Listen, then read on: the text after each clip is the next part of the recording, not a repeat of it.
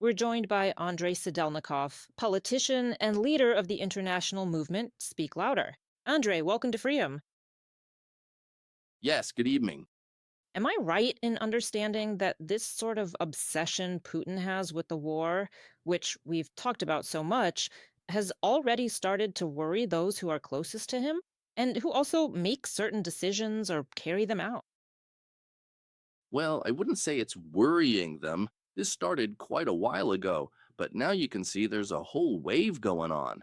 Basically, a diverse media campaign involving all sorts of resources and sources in order to, on the one hand, intimidate people. There's that notorious interview with the war criminal Melnyanchenko, number 8 on Forbes' list of physicists in Russia.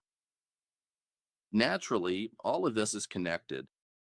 They're all just links in the same chain. Of course, it's uncomfortable for those who control the finances. They not only have to hold on to them, but also, frankly, worry about their own future and the future of their families. And of course, when we see that Ukraine, even if it's not winning on the front lines, at the very least, the initiative is currently on the Ukrainian side. That makes Putin's inner circle pretty nervous, as well as everyone familiar with the situation and who simply understands where things are heading. That's why all sorts of information leaks, rumors, and so on are being spread. But still, yes, based on what's actually happening, I think Putin's closest circle, the Russian elite, has excellent access to the real state of affairs. Isn't it possible that people are already whispering that our leader really doesn't understand the real situation anymore and is making completely inadequate decisions and plans for what comes next? Are they really making all these decisions? Or, on the contrary, do they support him in everything he does? Again, it's not all the same. Some support him, some don't. People have been whispering for quite a while now. And as for the inadequacy of decision making, well, honestly, that was already noticeable during COVID and even before Russia's full scale invasion of Ukraine. So, once again, this is nothing new for the ruling elite. They've been whispering all these years, and in fact, that's how each of them has been pushing their own interests. But now the situation is different. It's starting to really get to a lot of people all at once. And honestly, as I already mentioned, it's really not that simple. Take that notorious interview with The Economist, for example, Melnichenko. And there will be more things like this coming up in the next few weeks. Various other similar things, where, as they say, things aren't as clear cut as they like to claim. So we really shouldn't count on them to overthrow Putin. And indeed, we need to keep up the pressure that the Ukrainian people are applying, that the armed forces of Ukraine are applying, and in fact, that Ukraine's allies are applying on the international stage. That's why right now is actually a really good window of opportunity, not only to record, let's say, a hypothetical defeat of the Russian Federation, but also to go on the offensive on all fronts, regardless of whether it's direct confrontation on the battlefield, and just as importantly, with sanctions and international pressure, not just against Putin's inner circle, but against Russia as a whole, against the Russian people. This is already producing and will continue to produce quite good results, but it simply needs to be intensified. Otherwise, all of this, it could turn out to be empty. The window of opportunity could simply close again, and then we'd have to wait for a new one. But today, I think there is neither the time nor the resources nor the lives of Ukrainians to spare to be able to count on some new window of opportunity. So today, we need to make the most of every opportunity to ensure that Moscow, the Kremlin, not only makes concessions, but also, in fact, commits to further steps in order for the war to end completely and for Russians to be held accountable for their crimes. Although, again, in the media space, we see that this worries them a lot, and they are trying in every possible way to avoid responsibility. Going forward, Well, basically, yes. For war, for military affairs, this isn't really news. It's more of an obvious rule or conclusion. You need to strike at the enemy's weak points. So, what weak points do Putin and his inner circle have today? The weak points are sanctions. The weak points are the destruction of the fuel and energy infrastructure in the Russian Federation. And that's true. Today we can see it clearly, right before our eyes, when not only, the lines for gasoline, the shortage of gasoline, but actually these are the two main sore points as I see it. These issues are having a serious impact on Putin's inner circle today. Not Moscow itself, not the Kremlin itself, not Putin himself, but at least the position of his inner circle. Again, things are no longer so clear cut for them, and they understand that. You've understood this for quite a while now. They had this understanding before, but today it's just becoming more firmly established in their minds. That's why we just need to expand. Indeed, the sanctions pressure is finally, by and large, bearing the fruit that was planted many years ago. Not just when the full scale invasion began, really, it started when the Russians essentially declared war with the annexation of Crimea. 12 years. That's why, unfortunately, all of this is developing and has developed very slowly. Today, we feel these things where we really just need to put even more pressure, be even tougher, and frankly, not give in or start thinking that the Russians will finally come to their senses. No, they won't come to their senses. In any case, direct negotiations are impossible at this point. We understand that. They're unlikely to happen this year. Nevertheless, the fewer opportunities Moscow has to maneuver, the better it will be for ensuring the victory of the civilized world over this fascist empire, and, accordingly, for the possibility of envisioning some kind of future for the territory from which this fascist onslaught is coming today. But again, there are people in Putin's inner circle who, on the contrary, support Ukraine's intention to end the war, as President of Ukraine Volodymyr Zelensky has said.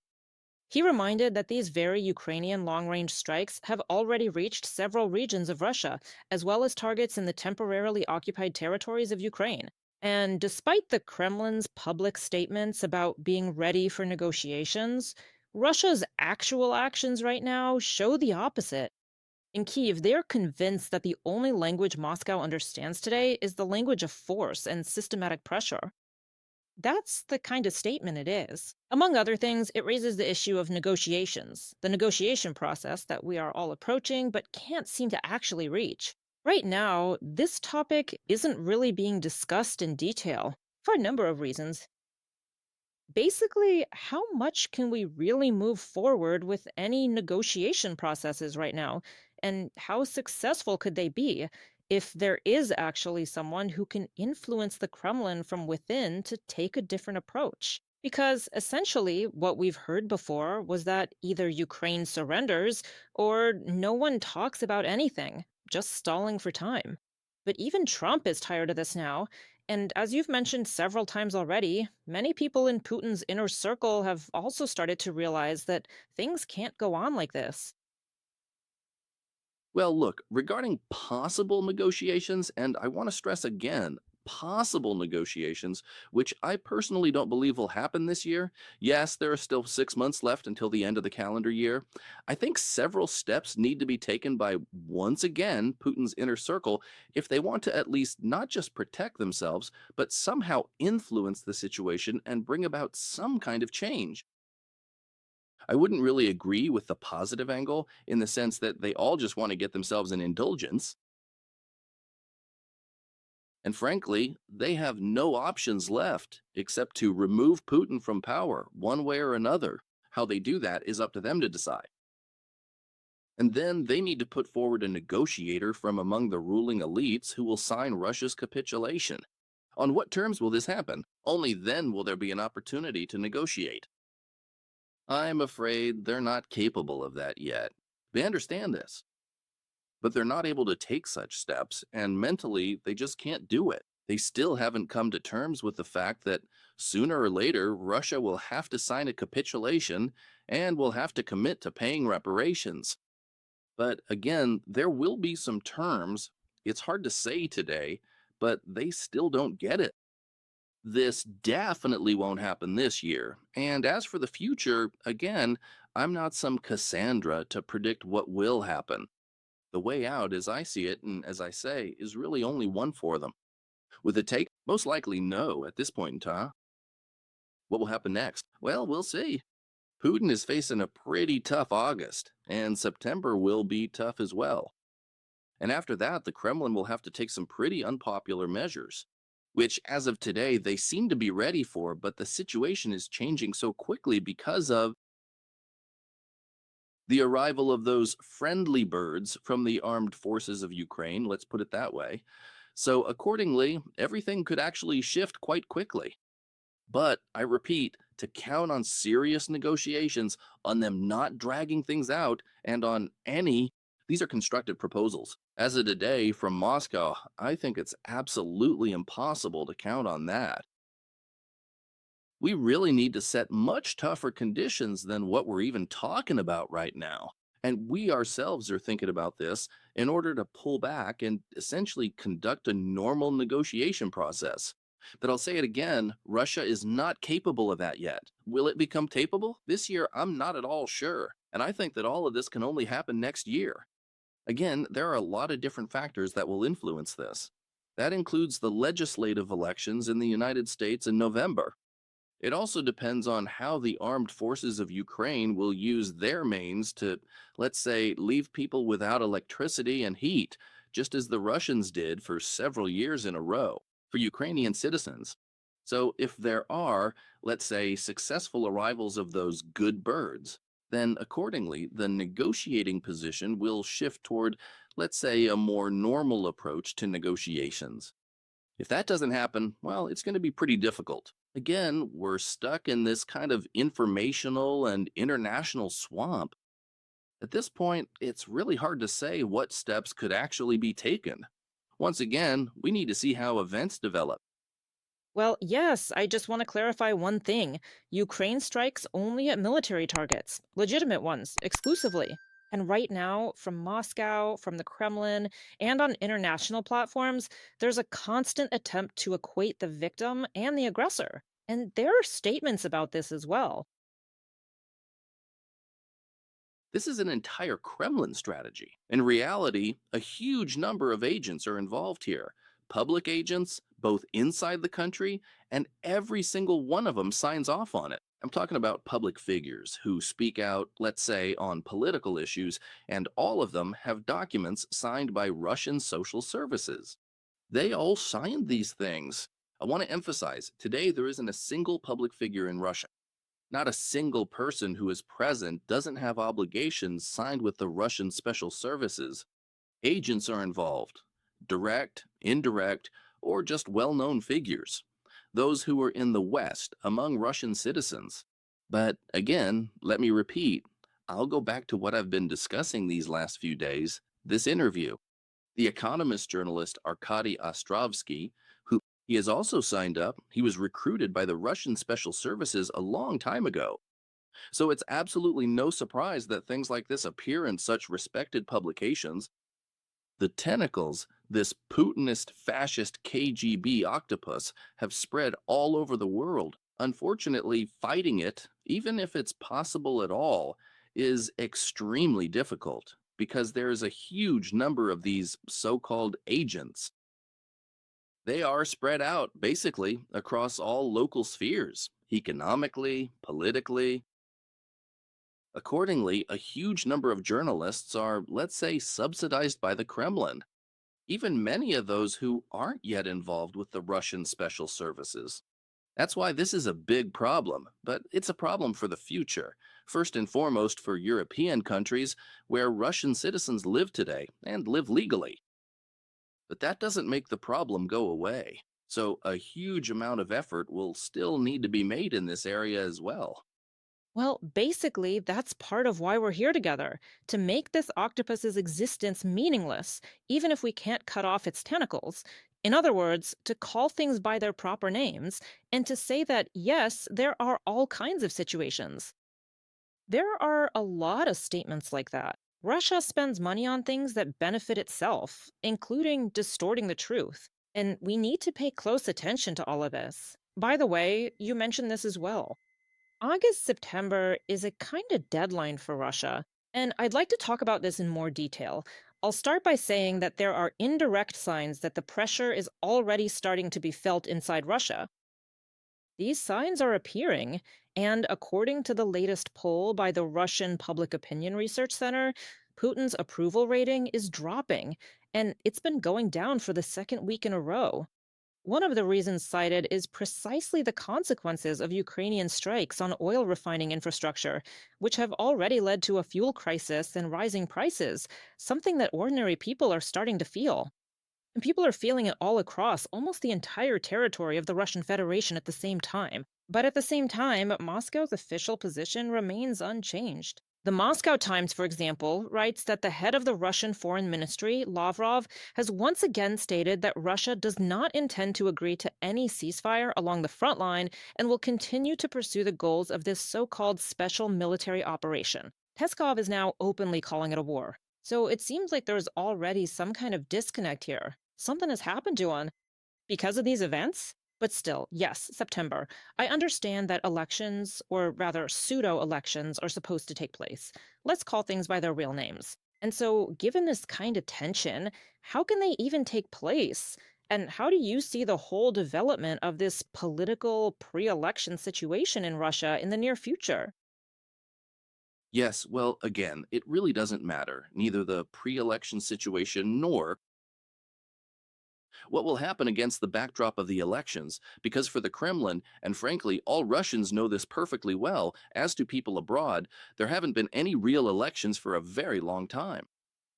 It doesn't matter who votes or how they vote, what matters is who counts the votes and how. By the way, all the votes have already been counted, and the breakdown of votes for the upcoming so called State Duma elections is already sitting on Sergei Kuryenpai's desk. So everything has already been calculated. The percentage ratios can be adjusted depending on different figures. They might tweak things a little bit more, but overall, everything is perfectly clear.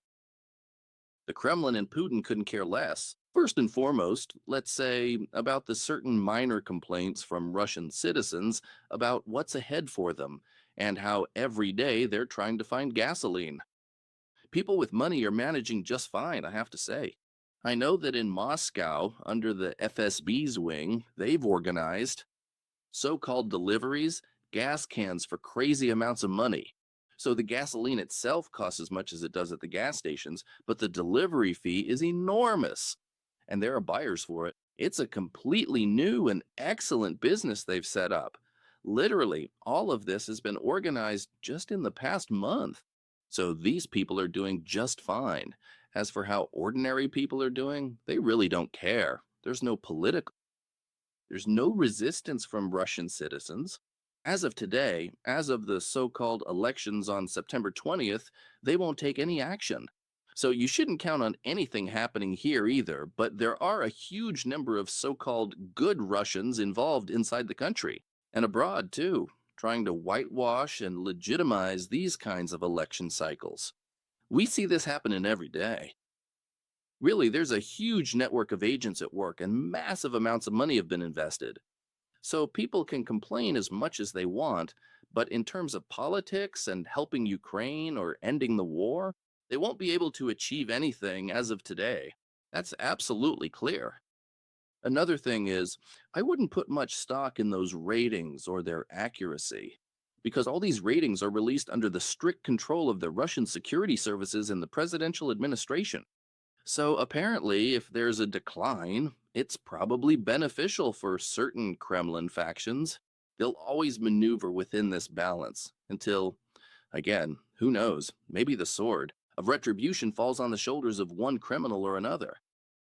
So, am I right in understanding that no matter what public sentiment is, or the situation, or even shortages of certain goods, the elections will take place and will have the result that's needed? It's absolutely obvious, and moreover, the vast majority of Russian citizens support what Vladimir Putin's doing. They are ready to endure various hardships, different experiences, and they absolutely do not associate, let's say, the lack of gasoline, neither with the war nor with President Putin's policies. So, once again, I want to say counting on the Russian people to come to their senses and stop killing Ukrainians is simply pointless. You need to understand that this is not going to happen.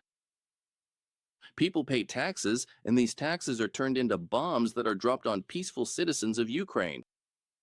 So, every individual who pays taxes today is involved in this, into the Russian budget.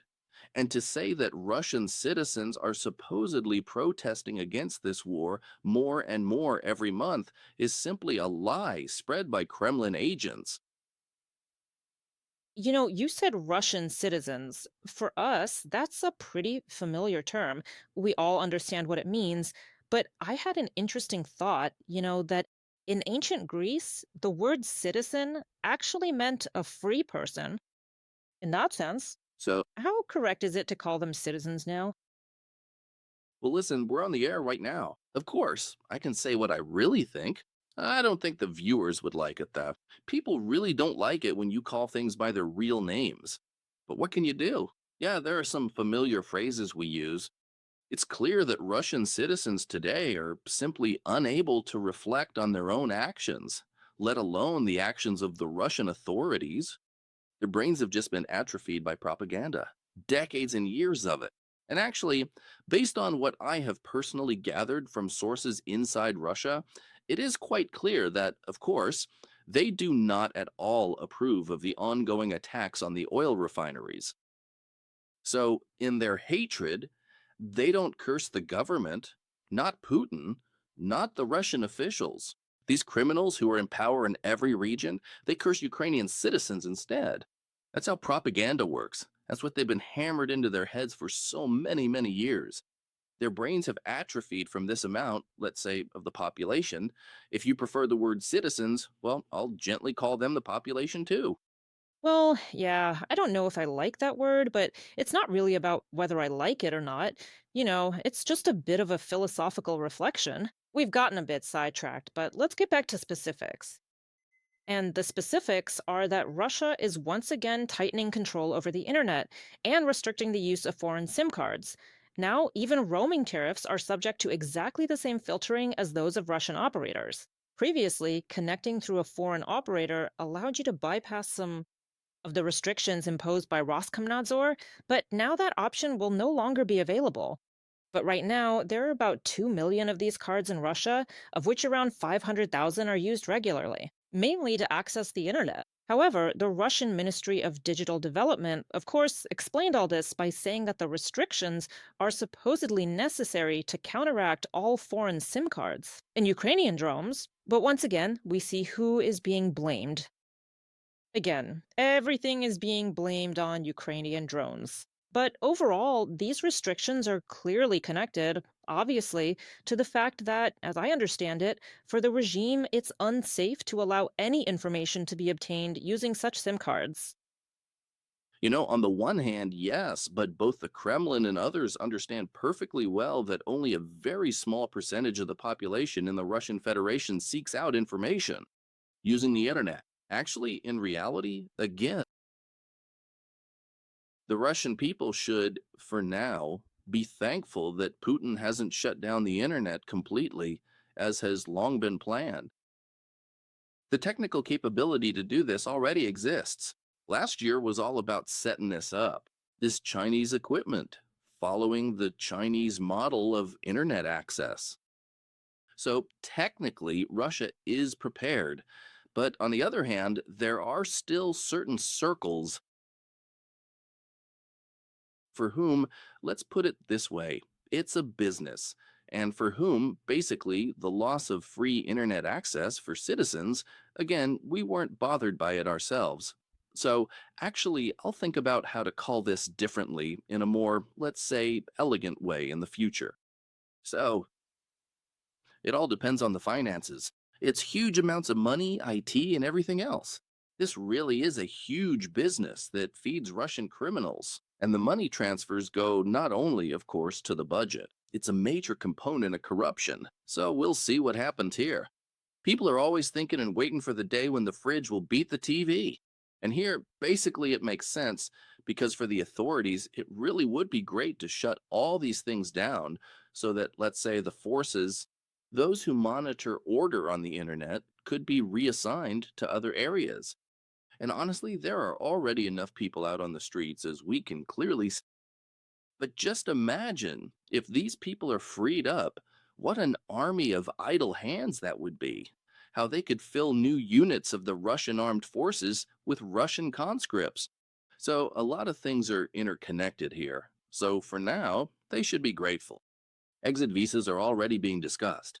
If before, say, 10 years ago, when this kind of information first started to appear and it was compared to Soviet times, it all seemed like a joke, today it's no laughing matter. This is really being discussed behind the scenes in the government, and it's not far off at all. So, where's the line after which all of this could actually be implemented? That's actually a good question. I don't have an answer to it. I'm not going to pretend otherwise. I really don't have an answer. Because as for the internet, like I said, by the end of last year, everything was ready to implement it. And accordingly, today there is the possibility to do so, but the authorities haven't implemented it yet. Let's see how the results turn out, how the so called elections to the State Duma will be summed up, after which mobilization is supposed to begin. So a lot depends on how that goes as well. Up to now, the authorities, of course, not just hesitate, but are actually afraid of mobilization, but they have no other choice. Well, once again, there are just too many factors influencing the implementation of certain, let's say, processes that are being discussed in society, in the media, and abroad. Basically, if Putin goes with this scenario of opening a second front, against the Baltic countries, then let's put it this way, these processes will be put into action instantly. Well, Andre, we literally have just a minute left, but let's try to sum up our conversation. Is it still worth expecting any changes from within the top leadership of the Russian Federation? From the top leadership specifically, because as I said, there's no point in expecting changes from the bottom. The top leadership, well, once again, it can be considered as one of the possible scenarios, as one of the options, but for now, I don't see any prerequisites for something to happen, like bluntly speaking, someone taking a crowbar and hitting Putin over the head. No, there are no such prerequisites today. It's not worth hoping for that either, just so you don't fool yourself. I think we just need once again to distance ourselves from this question and keep going. To keep up this tough approach, this hard line on the front line with strikes on military targets and accordingly with sanctions and diplomatic pressure. If there are certain successes on all fronts, then that notorious day X will get closer when Russian circles, the so called Russian elite, might start taking some steps.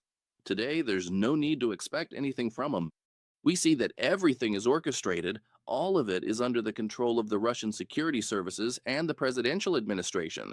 No matter who you are in the lineup of billionaires in this so called Forbes list, everything is under control from start to finish. There isn't a single person. As of today, among the richest people in Russia, who isn't under control? So it's important to understand and take this into account. Well, then, we'll keep an eye on this.